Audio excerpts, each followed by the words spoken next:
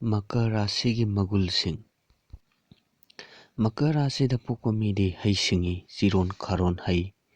Watanabasu budi thokpa mitani maril lei loksin bahei saba wate marup mapangi matingsu phangi nungai thokpa haiba mitani mamit jamgolli tapthaba budi leiba ningthongna sali thaujal hei wasak seli pinna hei laibak fai talli.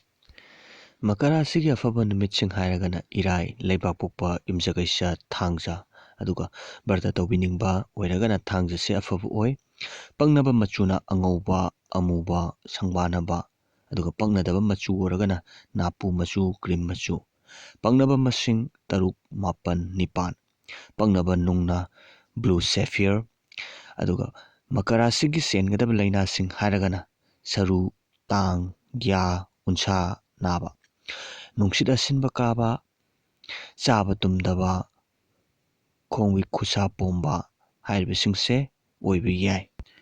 Makar Rashi's sanaba thabak sinpam hairagana sakti leiba sakti siznaba ngammi aduga madugi fatabasu fawi sasangi thabak thoksin yatpa vaiganik architect engineer public works dentist yumsaba civil servant daita chawa thabak chemical langgi karkhana hingongi khusu khulai lauba bank ising samudragi pot hithangpham dyalu na toba hairibasingse sanaba oi.